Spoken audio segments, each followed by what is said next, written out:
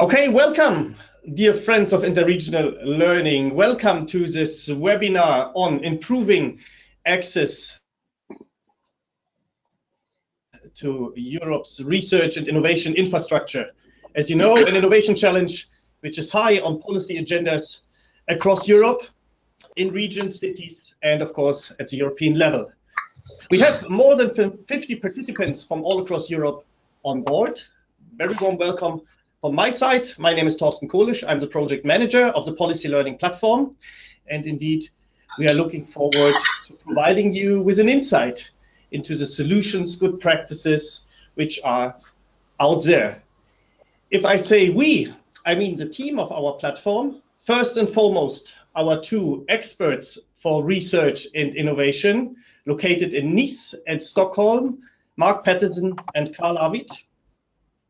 Good morning. Good morning, everyone. Thanks for joining us. Of course, the webinar is aimed at not only telling you about solutions, good practices, but also involving you in the discussion. And therefore, I also have two colleagues here in Lille in our little Interreg Europe studio with me, Magda and Lotte. Actually, they are pulling the strings in the background, but no, they will make sure that you can get involved. So let us briefly say how you can contribute to the discussion.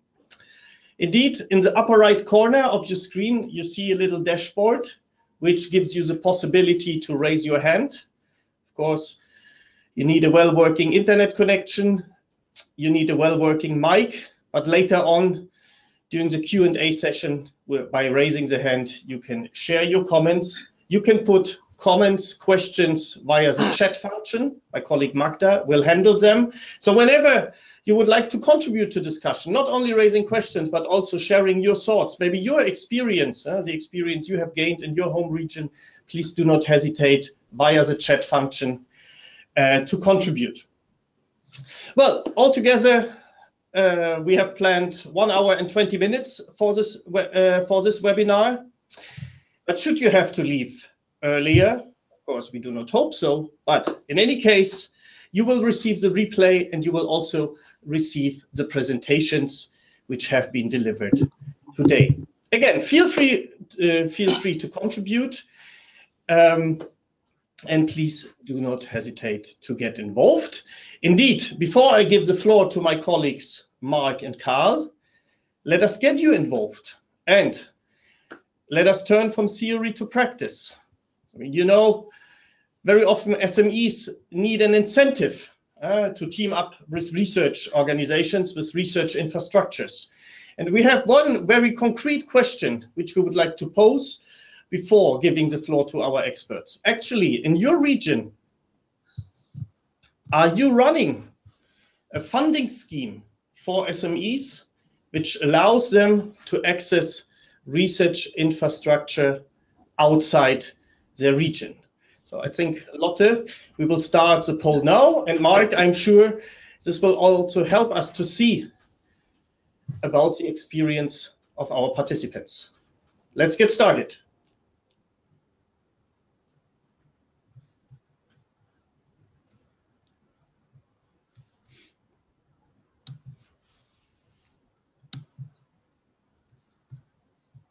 Region. Okay. Mike is because this is one of the things we do.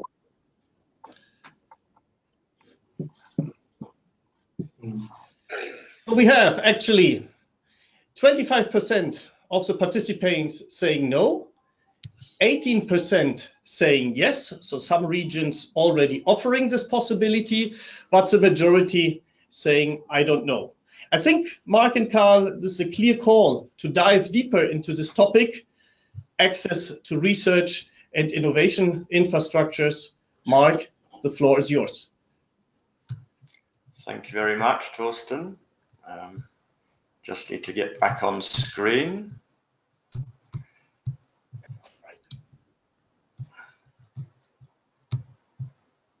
Do you have my screen now? Okay.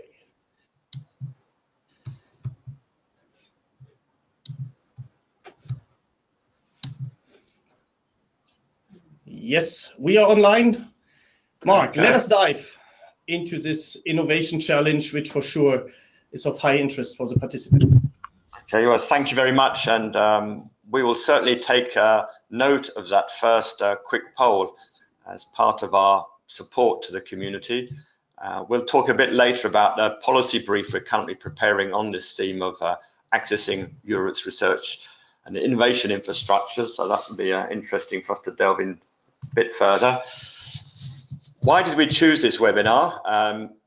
Because a lot of you are involved in your regional innovation ecosystems and research ecosystems.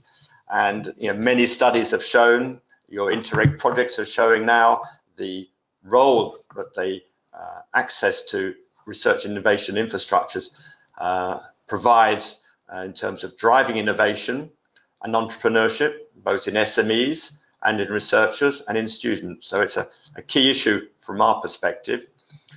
The new dimensions of regional activity, the new approaches to what is being called industrial transition relies a lot on the support that will be provided by the research and innovation infrastructures in your regions.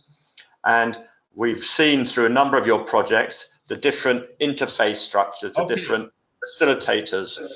Mark, excuse me, sorry to jump in, but please still Yes. activate your screen so that our participants can see your slides. Yes, that is a problem. I shall get that back online. Apologies.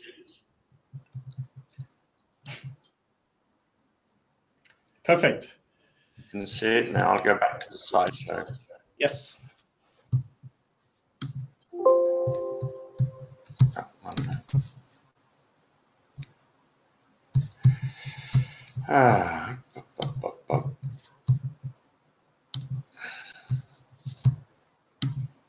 Yes, perfect.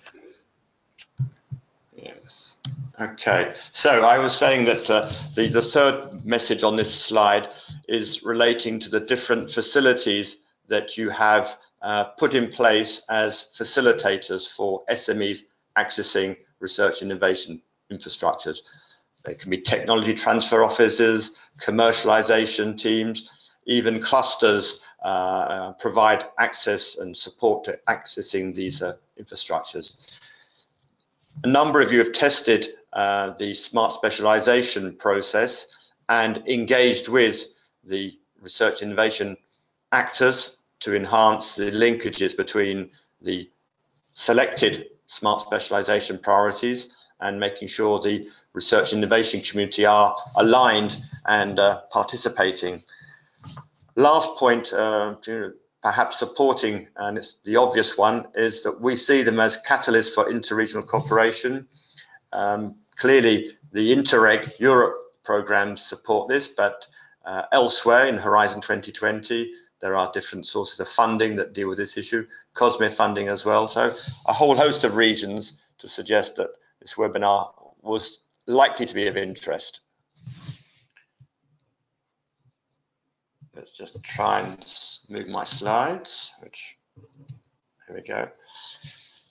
There are 8 projects that we identified in particular, and you can see them on the screen here, which had a direct or indirect focus on the themes that we are dealing with.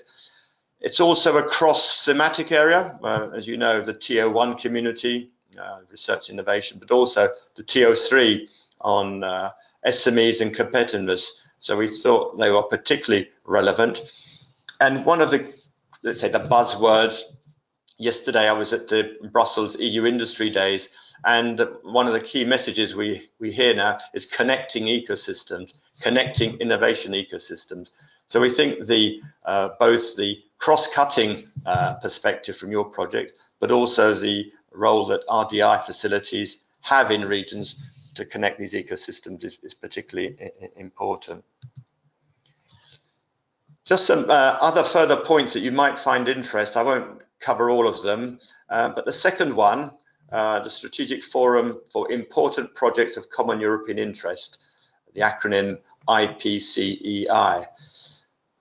This is helping Europe gain a competitive position in areas where they think they are currently suffering from a fragmented approach, a country, a member state approach.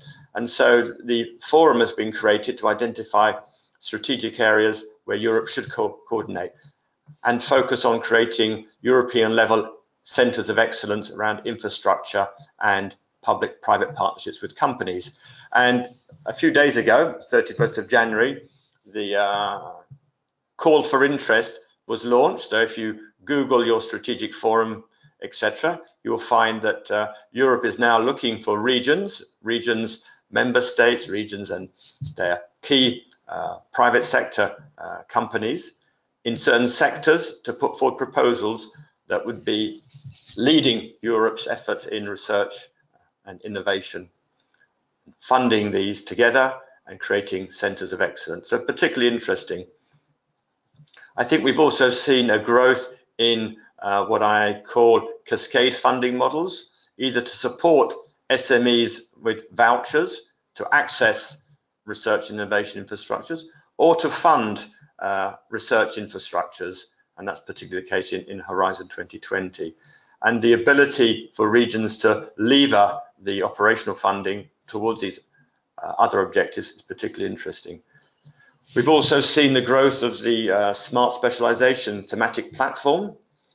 In the industrial modernization sphere alone, we have 18 consortiums linking and closely aligned with a number of Interreg Europe projects.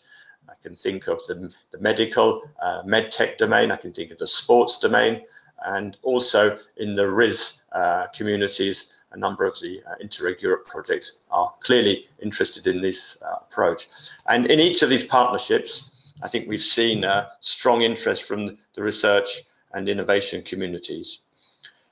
Perhaps leading forward, I think that we realize we're coming to the end of a programming period, and the new transition processes are starting to emerge. The lessons from your evaluations, your midterm evaluations, will give you some further thought on how to tackle the thorny issue of access to research infrastructures. Some of the themes we hope we'll address today, and I hope this will be addressed both through the presentations but also your questions, is to look at how we know that we can't have the best center in each of our regions. So sharing and utilizing resources, avoiding duplication are important. Pooling funding, ensuring access to the competencies. We're particularly keen to look at how the access to SMEs can be improved, enhanced, but also the notions of their absorption capacity. We know the arguments of technology push, technology pull, what will work. The managing and what we call the openness and organizational culture is also sometimes perceived as a barrier, and we can look at these issues in a number of different ways. The survey at the beginning, or the poll, was very much about ensuring we understand where the good practices are. We certainly regard them as good practices, where regions can provide their SMEs with access and facilitate through funding, perhaps, to excellent research and innovation policies elsewhere. I've already mentioned the Horizon 2020 and the operational program changes that will take place. Perhaps just on this issue, and I'll come back to it later, some of the services we're currently developing, the peer learning workshops, can also help build on some of the messages that will come out of this webinar. So sharing experience, collecting your inputs is clearly at the top of our agenda. Don't hesitate to share what you regard as something that's worked, success factors, and we hope our speakers will do that in the first instance. And then clearly the challenges, identifying what works, what doesn't work, what's missing from the policy toolkit that you have. And as Torsten said in the very beginning, please participate, please join in with your questions. So there'll be plenty of opportunities throughout this webinar. So I shall now give you access again. Okay. Well, thanks a lot, Mark, for this clear and interesting introduction into the topic. And as you have outlined, many regions have teamed up in interregional cooperation projects or the smart specialization platforms. Yeah, to work on synergies, to avoid duplication, to develop new solutions. At the same time, we see many initiatives at European level, and one was listed by you, Mark, namely the European Strategy Forum on Research Infrastructure. And I'm very glad to have the Vice Chair of the forum with me, Yannis Ioannidis from the Athena Research Center, University of Athens. Yannis, thank you very much for your time, for joining us today. Indeed, Mark outlined some of the challenges related to improved access to research and innovation infrastructures. And I'm sure, Yannis, that the roadmap developed by your forum will help to address these challenges. Therefore, once again, a very warm welcome, and please, the floor is yours. Thank you very much. Don't forget to switch on your camera so that everybody can see you. Yes, perfect. Okay, this goes here, this goes here. Thank you very much. It's a great pleasure to be here and present the ESFRI roadmap. I'll give you a quick overview. I'll just tell you very briefly what is ESFRI and what is essentially the latest result of the ESFRI activity of the 2018 roadmap. Then I'll give you two main forms that we observe in research infrastructure industry interactions. And what I will talk about can be applied at a regional level or at a pan-European level. So depending on your perspective of every attendee, they can see themselves in it. And then I'll emphasize on one particular element that is a source of opportunity for interaction, which is research data. ESFRI is a forum of funders of every member state and associated country and of the European Commission. And it's mandated by the Competitiveness Council to periodically update a roadmap for where the European research infrastructures go. And we're not talking about local or even regional, but pan-European. It has to be many nations involved, at least 3. And the goal is to find, to create and then see how you can implement a vision, a coherent and strategic vision for Europe's research infrastructures. There are currently, you see just 2 pages of a big thick book, which is the roadmap, and you can find it online, of course, with many landmarks. So operating research infrastructures on various fields, you see the left side, and then projects that are currently on the running, either on design phase or on implementation phase, again in the same fields, cutting across all science. So this is the goal of ESFRI. This is what ESFRI is trying to achieve. Now, how research infrastructures, as I said, in all scientific fields, can interact with industry, SMEs or even large industry. And the virtuous circle of innovation on the right kind of shows us the high level overview of this. If you have access to innovative technologies, which is what research infrastructures offer, this enables to the results of excellent research, which drives knowledge transfer that leads to technology developments. And then by technology transfer, by improving technology transfer, you get access to more innovative technologies. So this virtuous circle is what drives the thinking of interaction between research infrastructures and industry. And some key words for all this is co-creation, so industry and research infrastructures together, and co-development. So both at the design and the implementation phase. And how do you transfer technology and knowledge transfer? And these 2 types of transfers, which are distinctly different, although interrelated, come into define essentially the 2 forms of research infrastructure and industry interactions.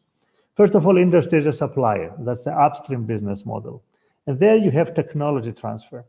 Industry is a provider of technologies to build infrastructures, software designs, components, and so on and so forth. And all these, because research infrastructures are truly at the frontier of knowledge, industry doesn't necessarily have solutions ready-made. So you have to employ co-solution and the researchers and industry to lead it. One of the big challenges that people have to be aware of is as early as possible to be aware of research infrastructure opportunities and offerings for industry, because if it becomes an afterthought, then it doesn't work. And there are many issues that regions or nations have to be aware of in terms of regulatory and financial issues in order for this to work. Public procurement, because many EU member states are involved in ESFRI, they have to be harmonized, and currently they are not. So that's a big challenge. And even at the regional level, how you procure, it's a big thing. Also, we tend to have to procure within Europe, and that's definitely a worthy cause. But sometimes going out to worldwide it gives us better opportunities and better solutions. Two instruments that EU has: the SME instrument, the fast track to innovation. We are not; these have to be taken advantage of much more than they have been until now. In the US, there is not as much cooperation among stakeholders as we have in Europe. But whatever they do it much faster. And this, in certain cases, it's a plus, and we have to learn from that in some way. And also, there are various regulations and constraints about state aid. And for research development and innovation, these have to be relaxed. And there are thoughts in Europe how to relax this. But state aid, because of the amazing development that can happen at the regional level with research infrastructure interaction of industry, these regulations are under discussion and they have to be changed. And people have to think about that. As a user now, industry as a user, the downstream business model, there you don't transfer technology to research infrastructures, but you transfer knowledge from research infrastructures to industry. And there are two types of uses. First of all, exactly the research results, the outputs, the products, and so on and so forth, but also people. We should not forget training people, mobility of people is extremely important for innovation, for bringing industry to the next level. And research infrastructures are test beds for producing amazing talent. And this is something that one has to pay attention to. Two challenges: costs and co-property. Now, for costs, there are some thinking underlying in what drives the current interaction between research infrastructures and industry. The more academic is your project, the less access cost you have to pay. So people have categorized in 4 layers. If it's a pure academic project, even if by industry, it should be free of charge because you drive basic industry, basic research. On the other end, if it's proprietary research based on a research contract, industry has to pay the full costs. And there are 2 other layers in between. Currently, 5% of the total user access time to research infrastructures is devoted to full cost, and 20% for the other 3, and 75% is devoted to pure researchers. One of the big challenges is how do you come up with the right cost? This is a challenge for industry. It's also a challenge for research infrastructures. The cost models of research infrastructure operation is in some sense a research project in its own, and people try to assess that cost. And it can only be done together with industry. So that's one challenge. And the other is intellectual property rights. What comes out of an industry research infrastructure process, the interests are very different. Research infrastructures are interested in other things than industry. How do you come up with co-property models? And that's something that when policies have to be established on what is the right level that makes a win-win situation and everybody's happy. And when I say one element I have to point out is that even from research infrastructures, the staff and even the establishment cares about commercialization. So there is a path even from research infrastructure itself to create more industry. And how do you license? How do you come up with patents? This is crucial. One aspect of research infrastructure product is the research data. Pretty much every research infrastructure, no matter how big or small as a construction, one of the biggest product is research data. And what about that? It's a very key important element to create policies for research data. And open science, open data is a means to create innovation, to drive industry, to help industry. And one of the main policies of Europe's Council is science and fair data. Data have to be findable, accessible, interoperable, and reusable. And that's the EU's flagship initiative of the Research Commissioner, Moedas. And all research infrastructures are called to implement that. And in fact, there is a flagship, if you want, mega infrastructure, the European Open Science Cloud, that is supposed to foster and catalyze all this. A big challenge is to have a chain of fairness and confidence between industry and research infrastructures about the data. And two key elements for policies for research data is to, when you create data, to offer proper citation. This is a very important thing between on how do you cite all the data that is produced, and different interests from research infrastructures and SMEs, but also that not all data is free. Some may be free. Openness doesn't mean for free. How do you cost? The data is another challenge commensurate with the challenge that I mentioned about costing all this. Three main elements, and I close with this. How do you strengthen access and collaboration? Research infrastructures have to have industrial liaison offices. Wherever they have been established at the regional or national level, they help to facilitate the interaction in both modes that I mentioned, and by acting as a broker, and both for data and services, they have great results. Also, creating industrial data platforms. Data is the new oil, as the economist has said, and having quality data may drive whole sectors of industry at a regional or national or international level. So in addition to the results themselves, the data that hide behind the results are extremely valuable. And all this doesn't make any sense unless all data or the services are quality. And the research infrastructures develop and have to continue to develop quality stuff, because if they don't do that, then industry doesn't care about shaky products. Two resources for where you can find much more information that I can cover in these 10 or 11 minutes that I covered. First of all, the roadmap itself is the thick book that I mentioned, but you can download it for free from the web. And also, ESFRI has a series of publications called ESFRI Scripta, and volume 3 is exactly about innovation-oriented cooperation of research infrastructures with industry, and you will find tons of information, a lot more detail on what I said. Thank you very much. Okay. Thank you very much, Yannis, for this interesting presentation. Thank you for sharing your insights from the European perspective, but also looking beyond Europe, looking at the speed, for instance, in the United States. Correct. Yannis, I can tell you, looking at our chat, that people are very active and are highly interested in Excellent. Not only in the topic, but more specifically, how to open up research infrastructures. As one participant wrote, not an easy task, but essential if you want to turn smart specialization into practice. Indeed, many Interreg Europe projects working on this topic, so meaning that many regions have decided to team up. And indeed, one question raised, and the question I would like to share with you: how can we use interregional cooperation to improve the regional innovation infrastructure performance?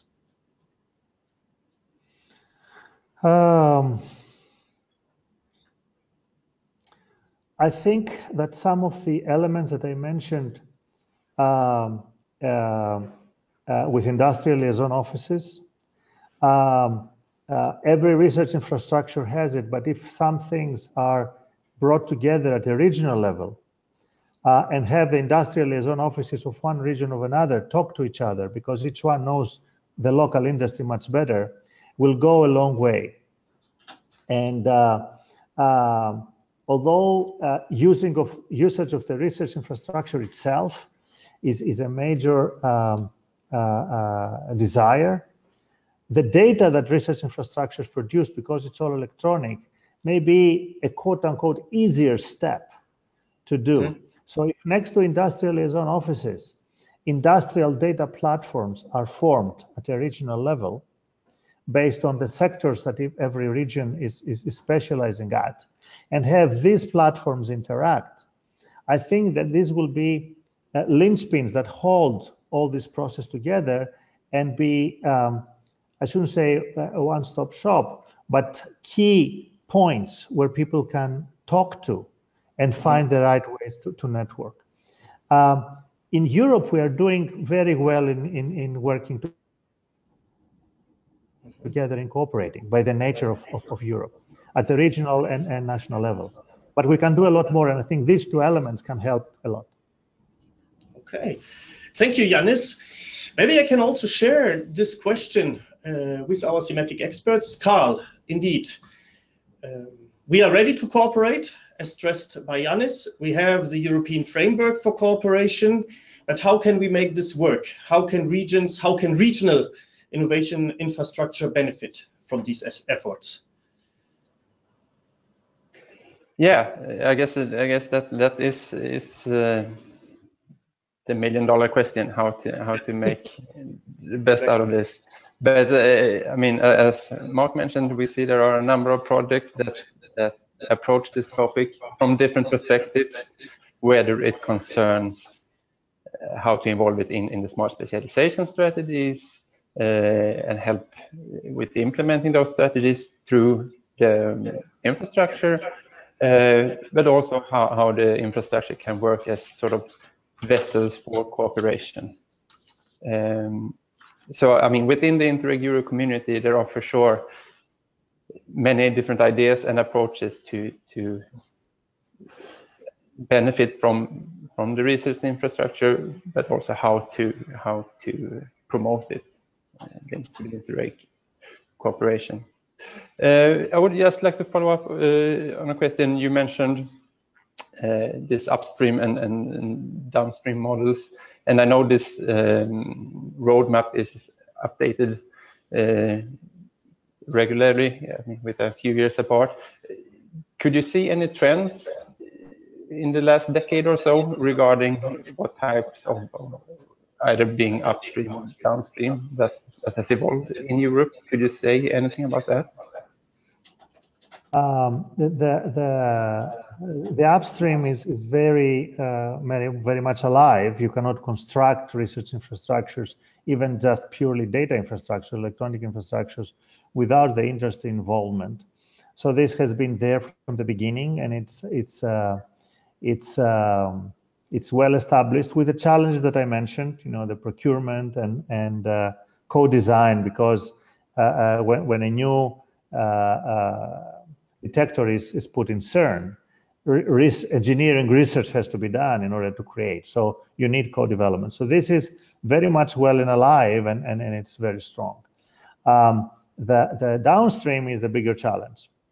After you have the infrastructure and operates, how do you get industry to take advantage of that? And I think there we are behind. I don't see. There are various efforts, and in fact, coming up with ESFRI Scripta was primarily for the purpose of the downstream, of the usage by industry. There are certain sectors, like the physical sciences and engineering sector, where the research infrastructures are much more easily available to industry. For example, there are the cyclotrons, and biologists and biomedical industry cares to use that to map proteins and other drugs for drug design. So this is a stronger element. On the other hand, research infrastructures in the humanities, it's more challenging to get industry to use, although one could conceive usages of that, but it's further from the mainstream thinking of industry on how you can use such infrastructures.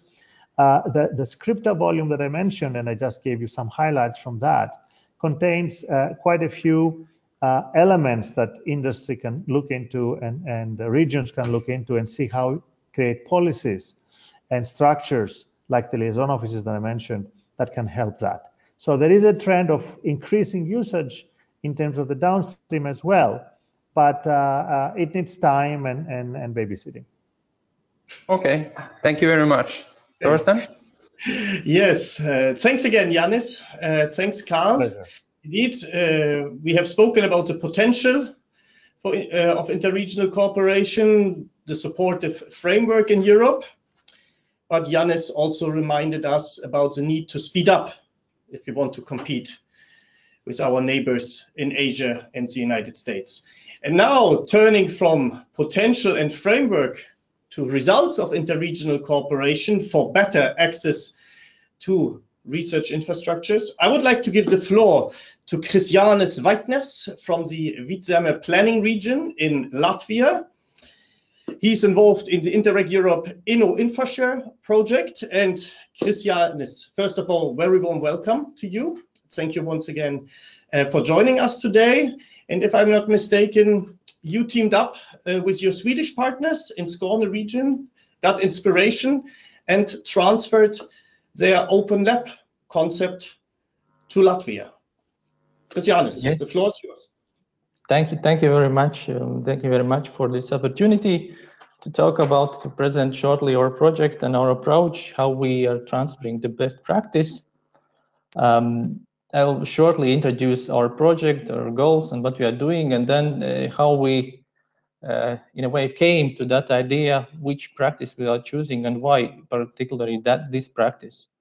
So our project is, a goal of our project is to improve availability and use of research and innovation infrastructure for SMEs, and we have an excellent partnership from 8 regions. And this partnership is really the best, including the Stock Joint Consortium from Italy, the Brainport Development from Netherlands, the Research Center Flanders Make from Belgium, the Skåne region from Sweden. These are the top innovative regions in Europe, and also our neighbors from Estonia, Tartu region, and Czech Republic, and also Germany. And our approach as a whole project, we started by the learning, of course, understanding of local conditions. We looked on the context, on profiles of our regions. We mapped our infrastructure that we have, and we looked for identified the good practice, and that was really intensive learning process in which we went through it. And I would say that the biggest value, at least for myself, was these peer reviews and the intensive learning process. During that, we learned a lot and we identified a lot of things and learned from each other, and that resulted in our project result, in our action plans, which we are now starting to implement, and will be doing these 2 years. Shortly about the best practice which we selected. At first, I have to present the issues which we came up during our analysis. So, Vidzeme region is a region which is located in northeastern part of Latvia. We are bordering with Estonia and with Russia. And I must say that the most important thing is that our region is not 3 region, and we as a region do not have any policy instruments at hand. In our case, the policy instrument, the EU funds program, which is supporting the different types of initiatives, to like innovation vouchers and other programs, they are managed and implemented at the national level. So when we started to look, we started to find the weak points, how we as a region, without, so to say, direct power, without direct means, meaning the policy instruments, how we can influence that policy to find that weak points which are hindering the access to research and infrastructure. And we looked on three main parts of these elements. The first is the policy instruments, which at the current state do have, these instruments are lacking the clear focus on the access of the research and innovation infrastructure. On the same time, these instruments are the main, or we can even say the only driving force in a national scale, pushing toward the sharing of it. If you look on the innovation infrastructure holders, we see that there is quite a clear lack of motivation for sharing the infrastructure. We see that there is a quite big focus. It's easier to receive the EU funds, but not the earned by themselves. We see that there is lack of knowledge how to open, how to share this infrastructure. We see there are also different interests and not always targeted to real practical cooperation with other holders or with someone. And that we see that these holders are not ready to supply that service. And from the user's perspective, we also saw that there's a lack of information, what the SMEs can get, how they can do this. There's almost no demand for it.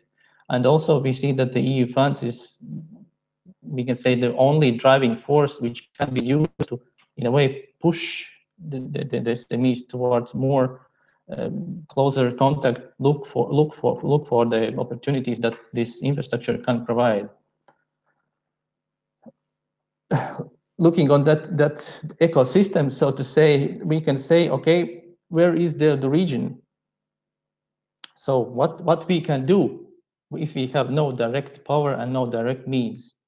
And that led us to our strategy, which was the establishment of the regional research and innovation ecosystem, starting by the consultative platform, looking on training and motivation of our stakeholders, using our excellent partnership from the project, and all this targeted towards the improvement of policy quality, of the quality of streamlining of policy implementation by providing regular feedback on the policy, by networking, analysis, scoping, and awareness raising of our stakeholders, not only at regional level, but also at the national level, and on advocacy for policy transfer, for the best practice, looking on from our examples which we learned during the project.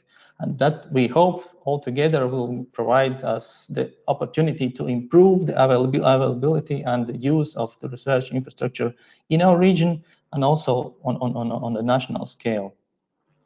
And here I would like particularly to point out the one best practice which we identified, which is from our Swedish partners from the Skåne region, which is Open Lab Skåne project. And why we selected this shortly I will present this best practice. This is an EU-funded project in Skåne region, which is jointly implemented by the Malmö University, by the Lund University, and the incubator, Smile Technology Business Incubator. And this project allows all these three partners to provide regional companies with access to their infrastructure and to develop new projects. And from the project, they are financing the work of coordinators who work with companies, who consult them, who train the specialists of the companies to work with particular infrastructure. And the companies from our side, they finance the cost of using the infrastructure and provide their specialists. So why we selected this particular best practice? Sorry.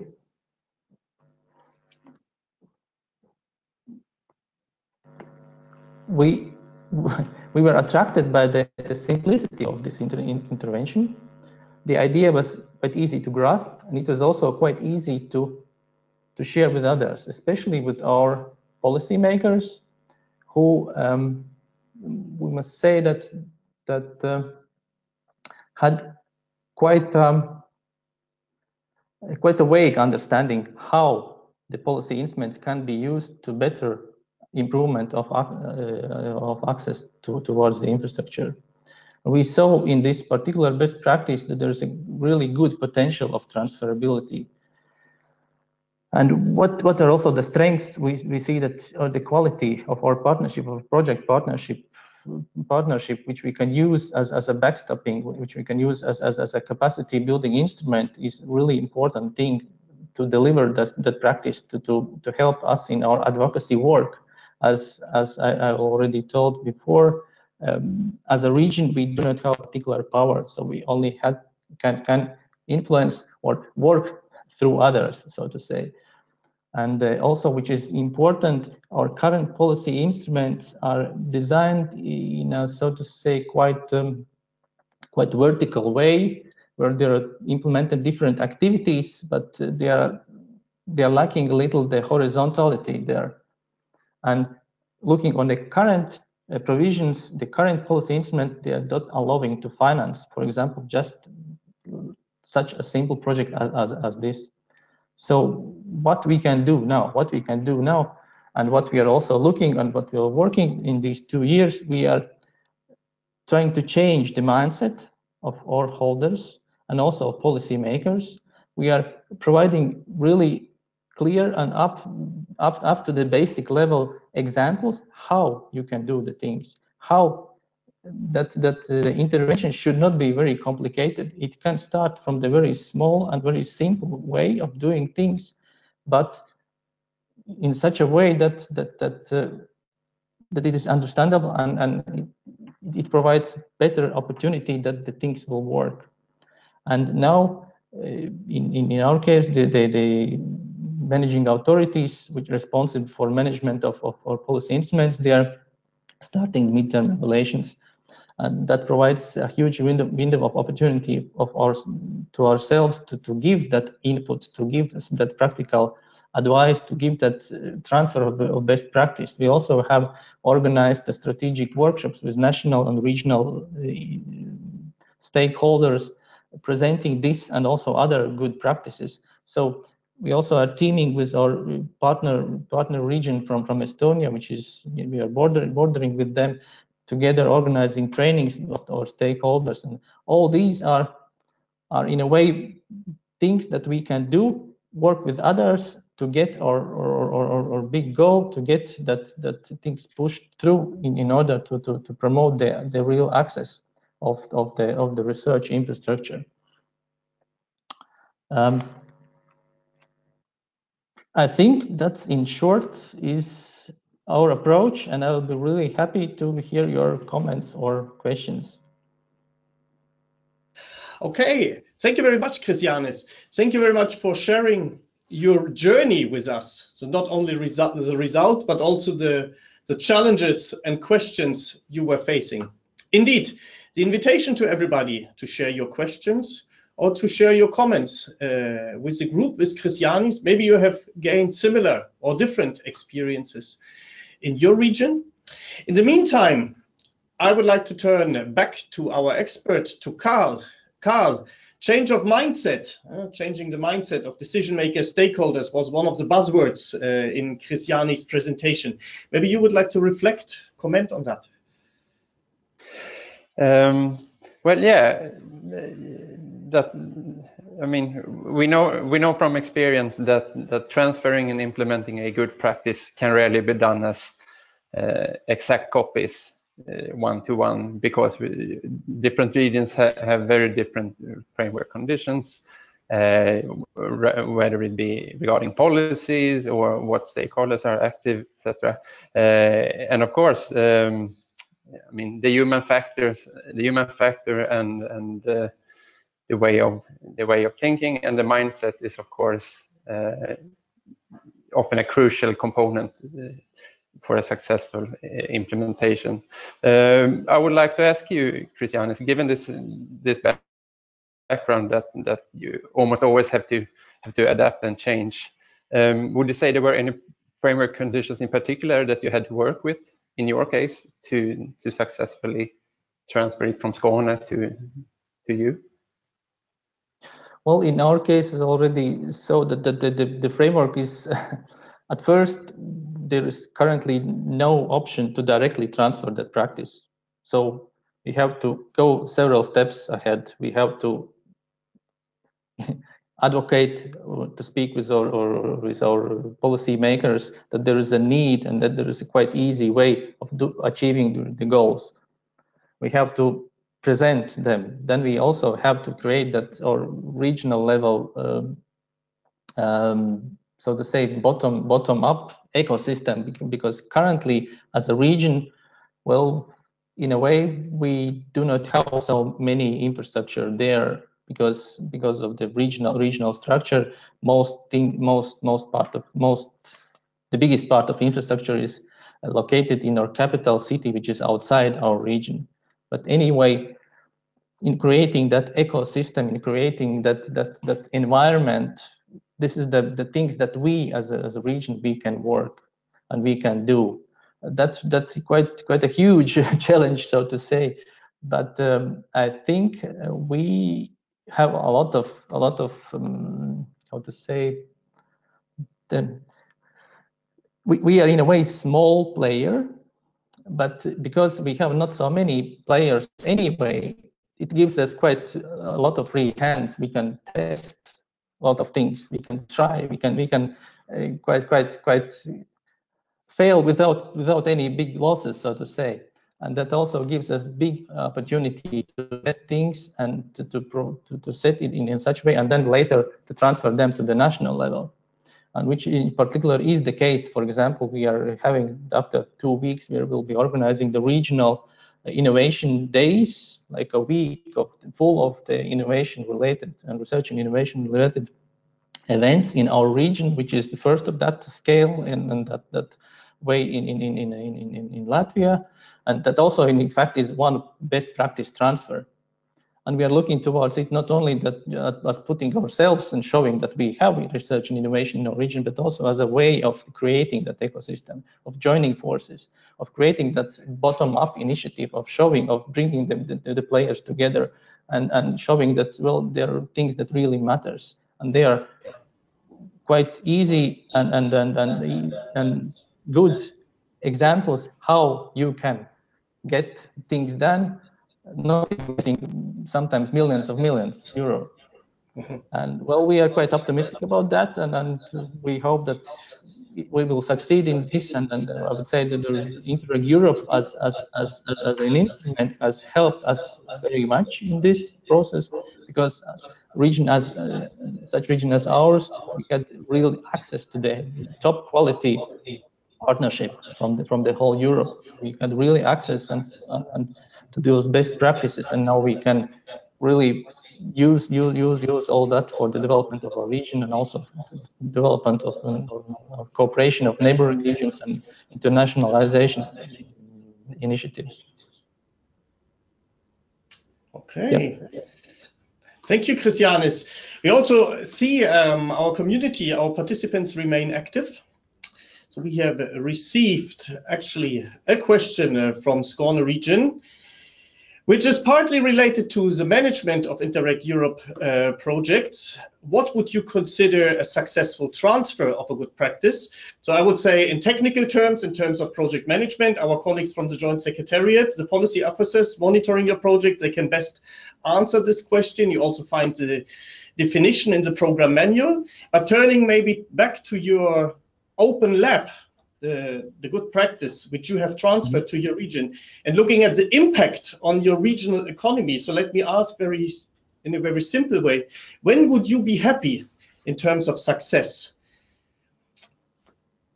Looking at the implementation of the open lab concept in Vitsabe region. Well, there are some limitations from the time frame. We have just 2 years, speaking from the project terms for this. So we will be really happy if it would be possible to, as a result of our midterm evaluations, that the program managers will find a way to if there is some reminder of funds, to transfer to to give an opportunity for projects like Open Labs Connect to be implemented by our current policy instrument. And we really hope that it will be possible, but we are not sure for that, of course, because it involves so many decisions and so many decision makers and so many conditions. But anyway, our ultimate goal is at least to provide opportunity from the next period for such type of projects and such type of initiatives. And also, other goal is to just to show that not always innovation means being something very complicated. Mm-hmm. And if we will change that mindset and also to allow our stakeholders to look on the things, well, let's start things. That's not so difficult. It should not be so difficult. We will be quite happy for that if we will change that mindset. Okay, thank you, Christianis. And I think your answer all well provides the bridge to our next speaker. Indeed, innovation or research does not have to be complicated, but sometimes you have to provide incentives for SMEs to team up with research infrastructures. And in order to tell about the success achieved in Helsinki-Uusimaa region, so the region surrounding the Finnish capital, I would like to give the floor to Ari Lainevuo, who joined us together with his colleagues to tell us more about large research infrastructure services for SMEs. So, Ari, welcome to this webinar. I know you have teamed up with your colleague, and please, the floor is yours. Thank you. Now I have some question off the screen because we managed to get the screen in the beginning of that. I would share my webcam, perhaps, yes. And then I have to get somehow that. Can you see now my presentation? Yes, we can see. We can see both you and your presentation. Super. Okay. And I can see the webcam, but anyway, I am Ari Lainevuo, the contact person in Bridges project in Finland, Helsinki-Uusimaa region, which is the southern capital region. And here you can see Mr. Lauri Kuukasjärvi, who's business development manager, my foreman, so to say, in our office. And here is the, perhaps you can come to the camera. This is Ninetta Shanioto. Was it right? No. No. Hanyoto. Sorry, Ninetta. No. Our total project coordinator. Yes, and we are so in Bridges. It has now been 3 years for the phase 1 is now ending, and this bridging competence, infrastructure gaps, and speeding up growth and jobs delivery in the regions. And we have from 6 countries about 8-9 partners, and 1 partner withdrew, Stichting DLO, in the beginning of the project, and we try to improve the effectiveness of risk-free delivery on the ground by strengthening research to business actions and addressing mismatches between the economic and research bases in the partner areas. So our goal is to better our impact of our regional innovation strategies, which Helsinki-Uusimaa region has been doing very well.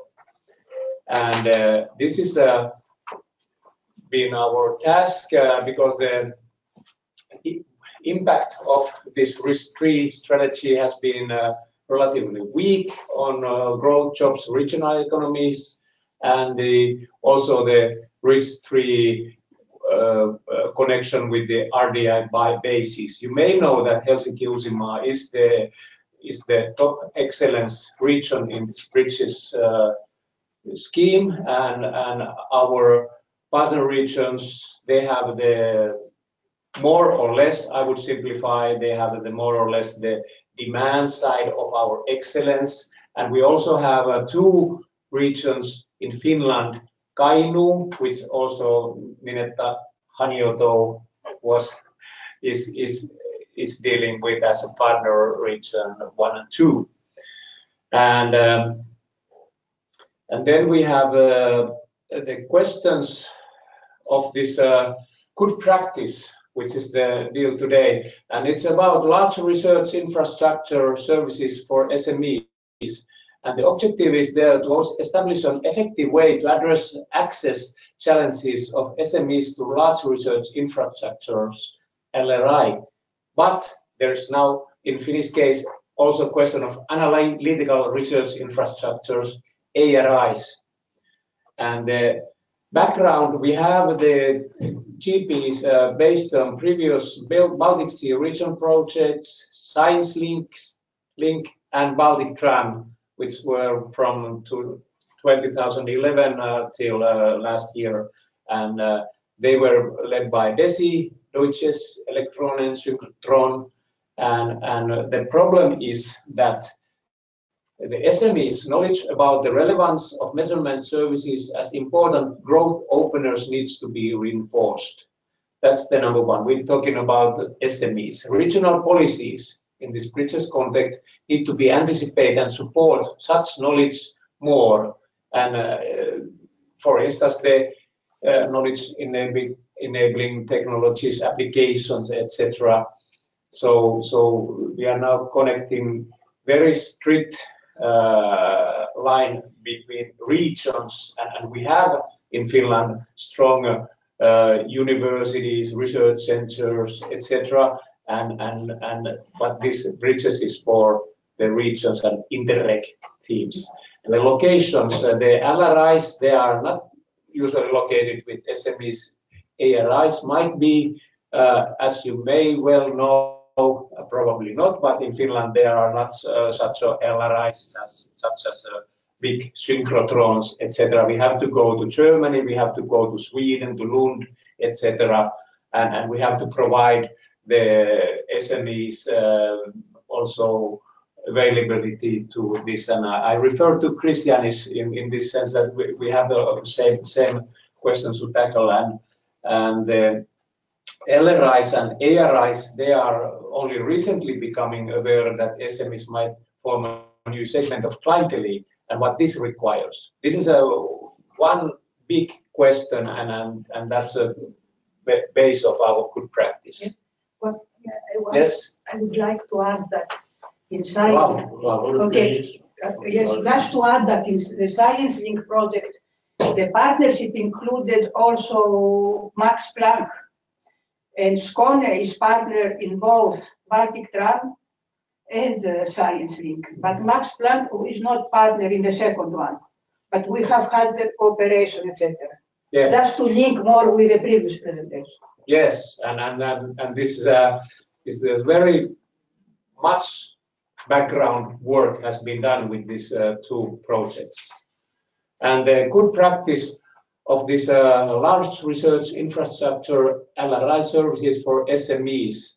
We have now the scheme that we need first multi-science evaluation team and dissemination, facilitation, co-funding, interpretation, implementation. It's the bridge to form to the, we could say, to the transnational and interregional demand for materials research services. And this has been confirmed in this, like Ninetta said, the previous projects that about 12 out of 54 cases. Yes, we have had in the Baltic Tram project, 64 businesses from across the Baltic applied for measurement services.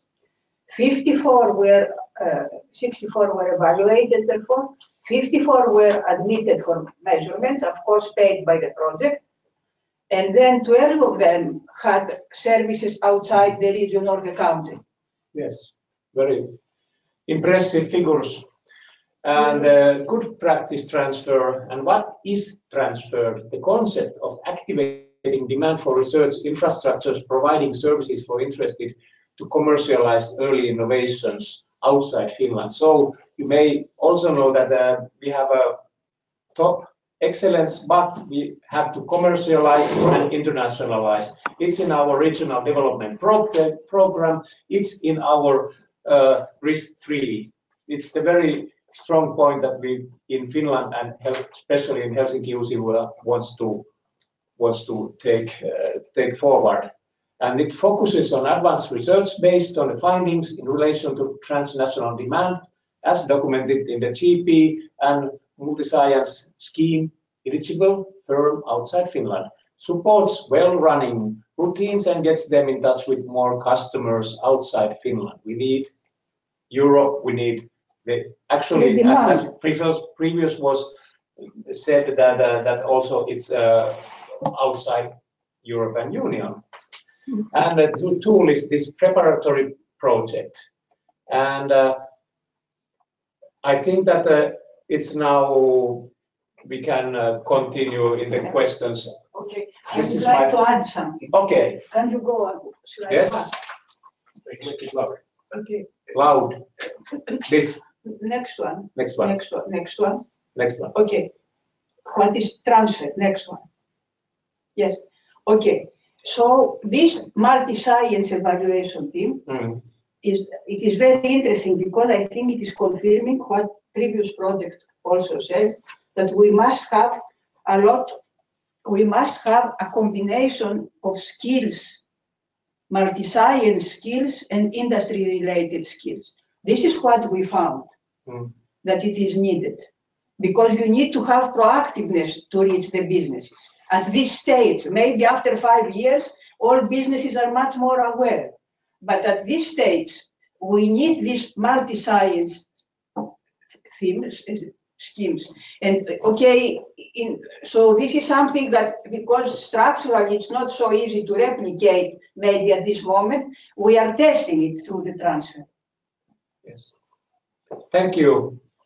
You have questions. We have 2 slides which we have answered the possible questions, but thank you.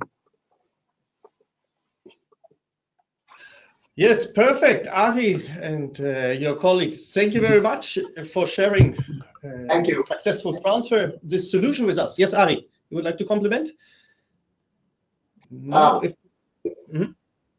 no compliments, but I can show you the question answer slides, or we can have a discussion as you want. What you prefer. Well, we can see if we have questions out there, just looking at my colleagues. Or maybe briefly giving the floor to our expert, Mark. I think some of the points you mentioned at the beginning of this webinar were well reflected and tackled during Ari's presentation.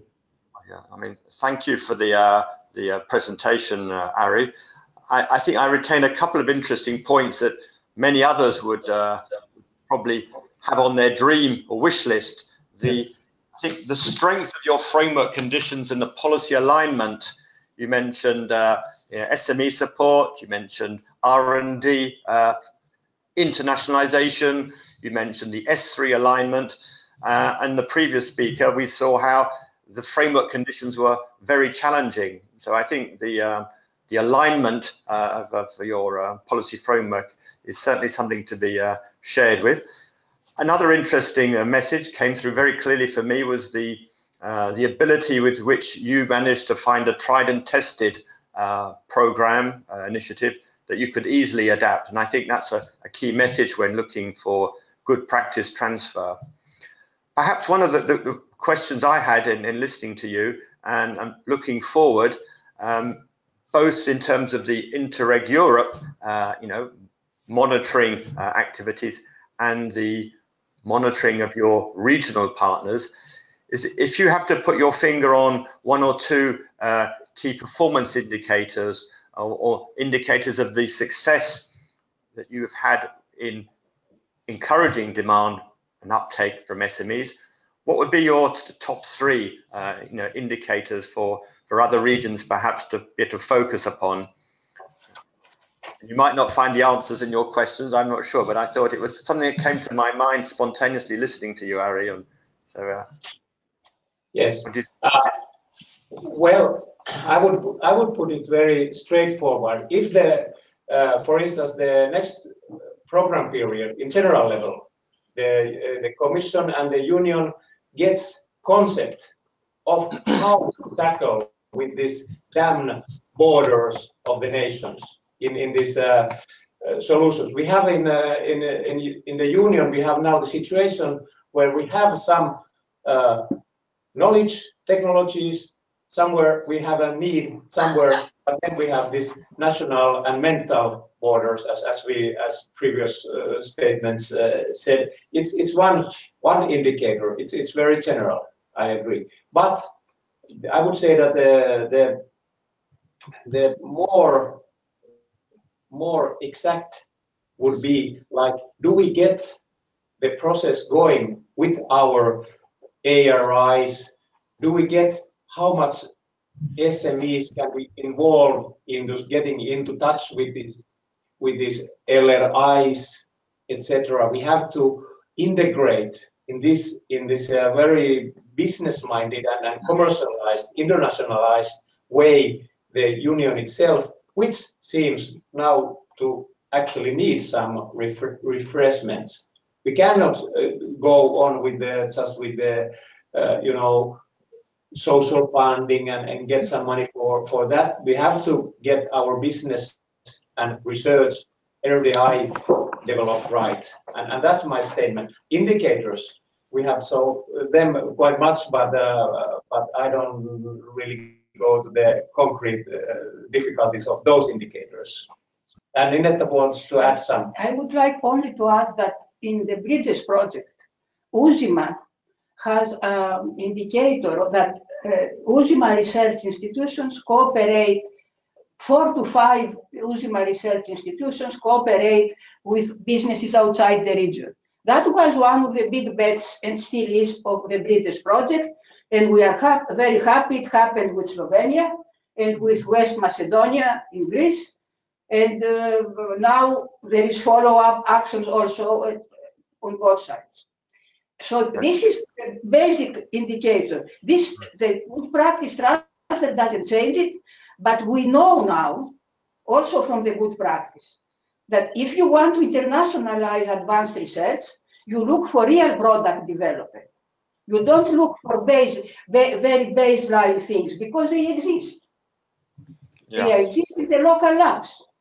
Yeah. So we have a lot of insight to support how the indicator could be implemented better. Yeah, so clearly you're working in the screening process with SMEs that have high TRL product or process potential, not dealing with basic research and low TRLs. The scanning process, the screening process, we'll look at the higher TRLs to make sure you're moving towards product process innovation to market. That's right. Good point. That's right. And maybe, I'd like to just to emphasize the other angle of this problem. So the view from the institution that could provide the expertise to SMEs. So I think most of the research institutes, or whether they are private or public institutions, their first thinking when they think about internationalize their activities is to cooperate with the big players, in our case in Western Europe or in Northern America or somewhere else.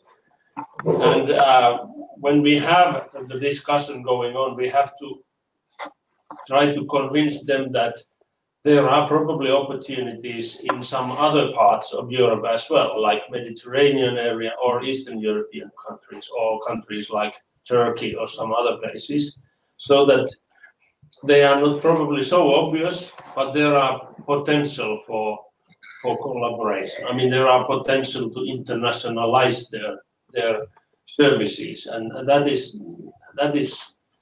I think that is the challenge as well. So how do you provide that? Thank you. Thanks. Okay. Thank you very much, Torsten.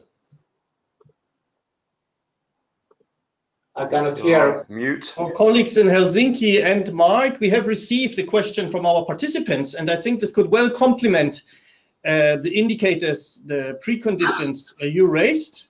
Let me share the question with you.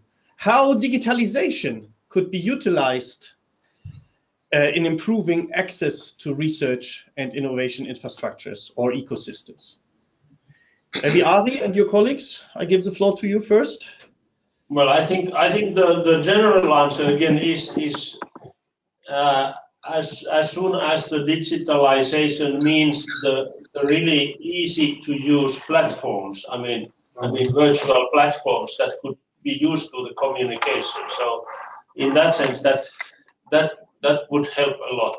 So it will makes the mapping and demand supply discussion much more easier and much more cheaper. So I think that is the first to come to my mind.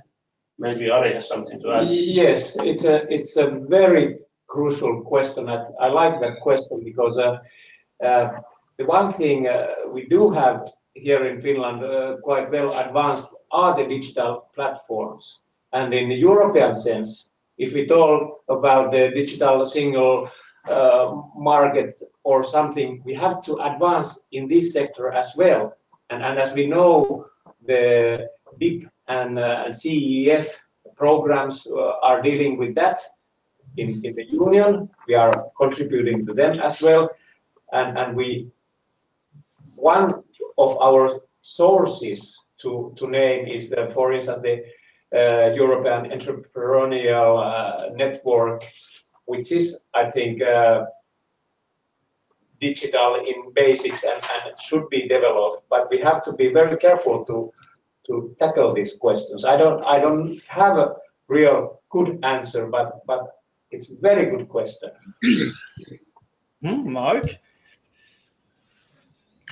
Well, I am converted to the cause of the role of the digital revolution, whether it's going to be impacting on the SMEs in industrial traditional SMEs and their transition process in their value chains, whether it's in helping improve access to infrastructures, so by ensuring broadband is available in rural areas as well as the high density city centres, and also as an enabling tool for all cross-sectoral activities and facilitating, the biotech working with the, ICT markets, helping the 3D printing community work with many other sectors. So I think digitalization is very relevant to every single Interreg Europe project from many different facets. And in this case, I think Ari, you highlighted some of the key aspects, simply the mapping and accessing that exchange information that all of you generate in the first 2 years.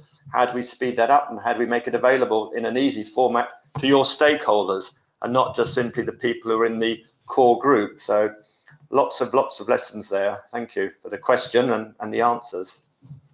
Okay. Thank you. Okay, well, looking at the timing, I think we're heading towards the end of our session. Just to double check with you, Ari, if you had any final comment or thought you wanted to share with our audience today? Helsinki Uusimaa Midterm is very happy to be invited in this very interesting webinar. Thank you. Okay, thank you. In these nice words, dear Carl, dear Mark, which we can take up for our future work. I mean, as you know, dear colleagues, the Policy Learning Platform, our experts will continue working on this topic. A policy brief, a publication is in the pipeline, but we have seen many Interreg Europe projects, many project partners participating in today's seminar, and one of our tasks, one of our objectives is indeed to bring projects working on similar or complementary themes together. Therefore, I think, Mark, Carl, we can still look what are the key challenges for the regions involved in Interreg Europe projects. So before wrapping up the session, let us launch our second call, indeed asking you directly, what you perceive as the most significant policy challenges associated with access to research and innovation structure.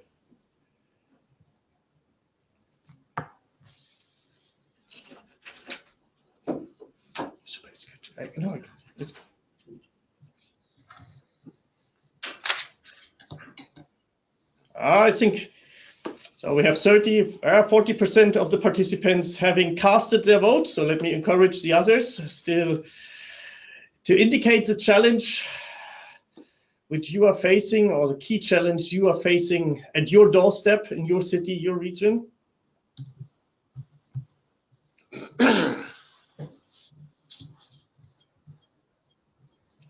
10 more seconds. Yeah, now we have reached. Yeah, the majority of participants have submitted their vote. So let me share the results with you, Mark and Carl. Indeed, the topic addressed by us at the very beginning of this webinar is high on the agenda. 39% accessibility of research and innovation infrastructure for SMEs. Number two, 28% coordination and funding of interregional cooperation. And the third in the ranking, indeed, assessing the impact on regional economy. I think some food for thought and clear mandate for future work on this topic, Mark. Indeed. I think I just reiterate one point that Torsten mentioned. We're currently preparing a policy brief on this theme, and so the reason the webinar was organized now is that we can enrich the work and share further the feedback that you've given us, which has been a very high quality. Another message I'd like to share with you is that as part of the policy learning platform, we organize peer learning. There was a peer learning call last year. There'll be another one launched in the spring. And one of them, which has been validated, will be looking at this infrastructure research accessibility question in Bulgaria in spring. So we'll be launching a call for experts from you, the community, to come and work with us and share that knowledge when that's being organized. So that's the future. Just perhaps some key messages I'd like to share with you. I think Yanis and the ESFRI perspective was very, let's say, trend-setting for us, because I think sometimes we get so embedded in our projects and our networks, and to lift our eyes up now and then is always good, and particularly interesting in the sort of business models that are being tested in some regions and some member states for facilitating and dealing with these challenges, whether they're the upstream or the downstream. And the European major infrastructure thinking, it's a clear opportunity for partners to organize themselves. Particularly interesting, I think, the role of the broker, is the term you used, Yanis. And on our survey, I think quickly, and others may have answered since, we had 0% thinking we need to worry about funding the way the broker, whether it's a technology transfer, commercialization, or whatever. So it's interesting. I was very pleased you highlighted the notion of open science, open data. We believe this in the policy learning platform, and we try and do that on a daily basis. But European funding, the rules have changed, and generating the open science philosophy, cultural change necessary, but it's not free. It's accessible, but not free. So I think there's some valuable points there that you made. Christians, I think your insight into the framework conditions that you faced and the ability to find a good practice that fits those is a challenge many regions, whether you're nuts 2 or 3 that face. And I think one of the lessons I learned and hearing you is how it's important to find good partners to deliver your policy ambitions. You sung the praises of the partners you've had got in Brainport and obviously the Skåne project where you took your good practice. I think there's an element that didn't come out which we could have shared is the sometimes sector focus some of these good practices have, and the speakers all touched upon it, saying sometimes it's easier to work in the hard science, in the low TRLs for cooperation with science, and it's more challenging when we get nearer the higher TRL. and sometimes some of the domains, the human, social sciences, it's very challenging. But I think in your case, Christianis, you were looking at more the medical, the biotech, the sectors that have been tested in the SCUNA project. So interesting. And also a challenge I think you highlighted is the training and dissemination work you need to do with your policymakers. You can't expect them simply to get your funding request at the end, and I think that's good practice to be shared with others. And your message, which I've certainly heard and shared in other meetings, is that now is a good time to go and check out what underspending exists for launching some new initiatives that you've identified in the midterm review. So don't let the money disappear or go back. Make sure you use it. But you have to have good projects ready to implement, and seems like you're doing that. Last one, I think, on our Finnish friends, well, the trio. We had three for the price of one. So thank you, Anita, for joining your team there. The digital aspect, I think we've covered. I don't need to go back to that. But I think I'm particularly interested on how you've taken the experience from the Baltic Sea program, a meta region, macro region, the way these connections can actually help you develop long-term and sustainable cooperation that takes less account of the borders. And probably in the Baltic Sea region, you're less worried about borders than some other countries that suffer from a sea border without mentioning them by name. But that's what I wanted to share with you. And just remind you that when we have a policy brief, we will certainly be showcasing all of your projects and experiences and making those references. So that's all I wanted to say now, Torsten. Obviously, thanking again our excellent speakers. So I give you back the floor, Torsten. Yeah, thank you, Mark. Thanks again to all the speakers, but also dear participants, dear guests, thank you very much for your active participation, your comments, your questions. Indeed, my colleagues Lotte and Magda, they were very busy handling them. And indeed, therefore, I would like both colleagues to join me here. Therefore, as a team of the Policy Learning Platform, let us say thank you once again. Let's take up the presented solutions, and we are looking forward to working with you again. Bye-bye. Have a nice day. Thank you. Thank you. Bye-bye. Bye-bye. Thank you very much. Bye. Bye-bye. Thank you. Thank you. Have a nice day, everyone.